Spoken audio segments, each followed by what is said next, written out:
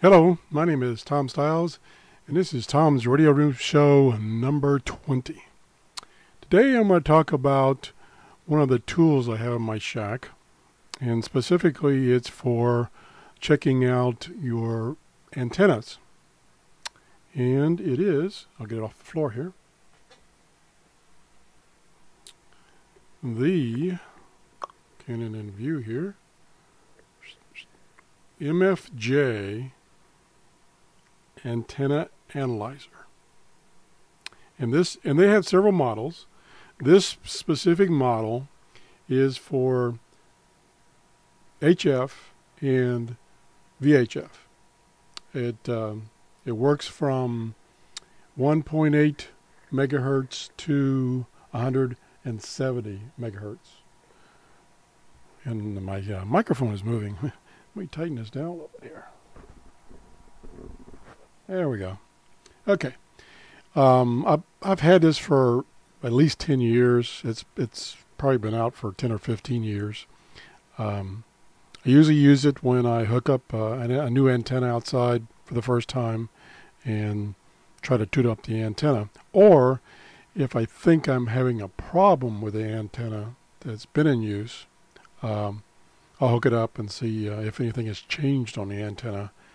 Which apparently the antenna I'm going to show you today, things have changed a little bit, which doesn't surprise me. Antenna's probably been up for 15, 20 years, so it doesn't surprise me. Probably is actually the coaxial lead-in that's the problem.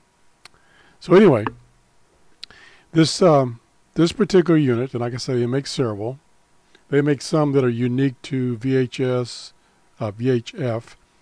and or UHF only.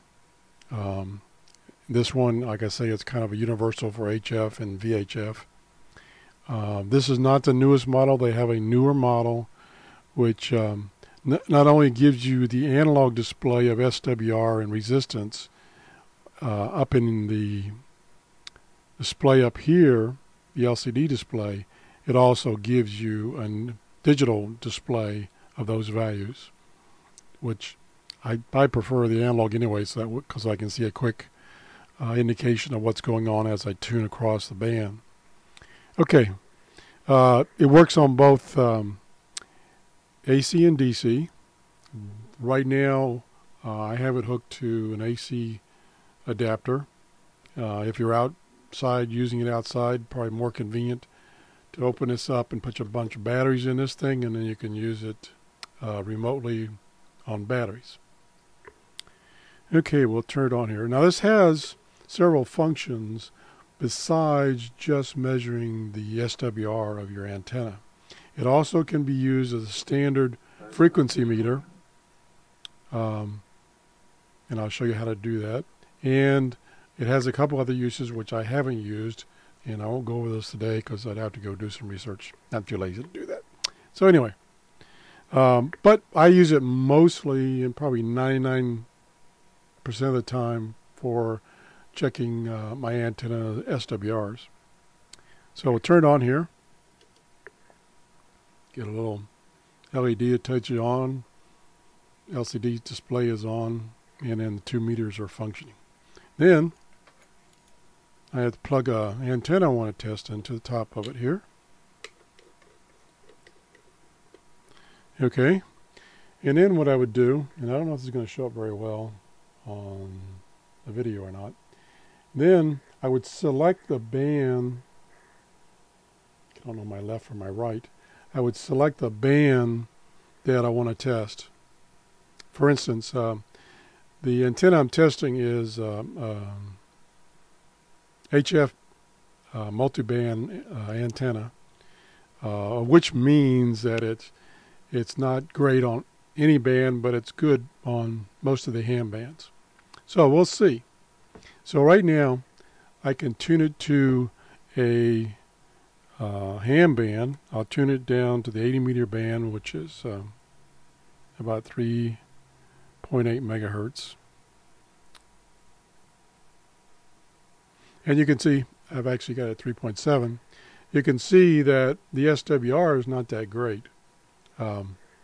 I don't know why today, this particular unit, I haven't used it in a while, won't go on that band, on that switch setting. It won't go above 3.76 megahertz. I don't know why. No matter what I do, I can't get it to go past there. Maybe I dropped it. But I did see, to mention that, I did see a video Tuesday that was a live tour of the MFJ facility. And first time, I've already got any detailed information about the company.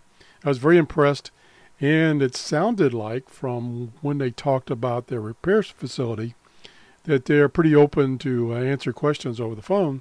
So I'm definitely going to give them a call and ask them what they think this problem is. This is the second one I've had. The other one I borrowed when this one was not working for some reason, and it started working pretty good. But it had a similar problem in that on certain bands it wouldn't work. I don't know if this is a generic problem or what, but it's time to call and find out. But they seem very open about answering questions, and seem to be very good about giving you repairs without, costing your arm and a leg. So I'm definitely going to give them a call today after I do this video. So anyway, let's go to the 40 meter band, which is 7.0 and up. Now, I'm sitting at 7. This was working on this band good as far as the meter. Okay, I'm sitting at 7.0, and the SWR is 2. Now, a little bit about SWR. SWR stands for Standing Wave Ratio.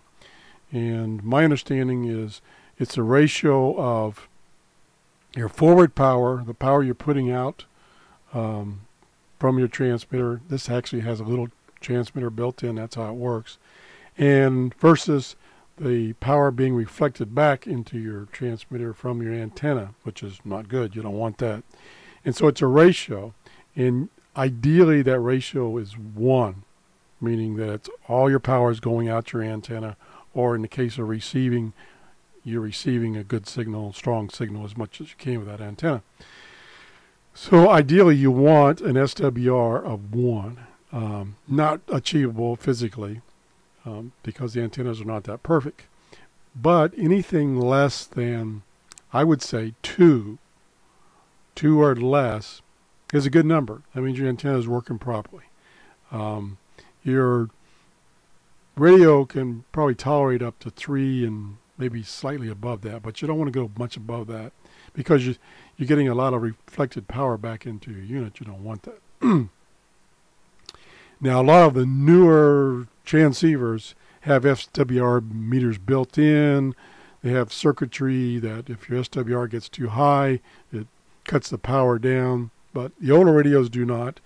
And I like to, excuse me, I do a lot of listening.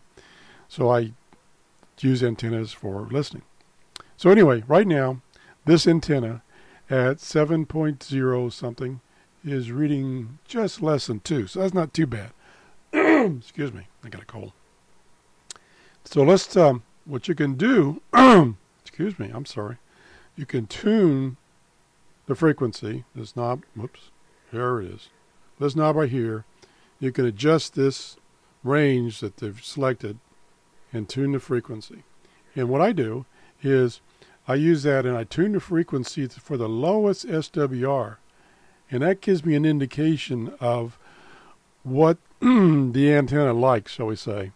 What's the best frequency the antenna can either use for transmit or receive.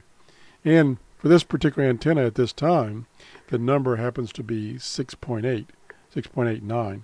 So that's quite a bit lower than the amateur band, which, let me think about my math here. That tells me that the antenna is appearing to be too long for this band. So I could go out and trim the antenna and see if that would help. But it's in the range, it's at 7. Let me go a little above 7. Okay, if I get up to 7.4, I'm up to, it goes up it's increasing as I get away from that 6.9. It goes up to 3.0.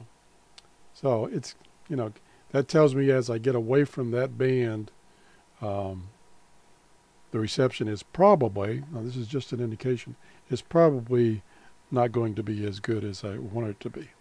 And for instance, if I see if I can get it to work at 14. Okay, I'm tuning around 14 now, just to see if it also suffers from the same problem. Yeah, it suffers from the same problem in that it is resonating, has the best SWR, which is about 1.7 at 13.52. So again, it's below the amateur band. And if I turn it to the amateur band, starting at like 14.1 for instance, it's at 2.0. So apparently my antenna is looking like it's too long. So that means I need to adjust the antenna, check the coax, whatever. Now the other indication you get is, the other meter here is the resistance. It gives you the resistance reading of your antenna, which ideally for this type of antenna and coax should be 50 ohms. And it's sitting at about 25 right now. If I tune it up to the amateur bands, then it goes up to about 50 ohms. There's probably something that's telling me there, but I don't know exactly what it is. I need to do some research on why it's the resistance is 50 ohms at the amateur band, but the SWR is below that. So that's the review of this neat little analyzer. I think they sell for either $250 or $350, brand new at MFJ. Like I say, there is a newer model. It's about $100 more, and the main thing it gives you, is the obvious thing it gives you, is the display up here gives you the same readings as in the on the analog meters. So that's the MFJ. This is the model MFJ 259. This is the 259 model. They have a 269, and like I said before, they have several other models for specific bands, like for VHF and UHF, for instance. Okay, that's the show for today. Thank you for watching. Bye-bye.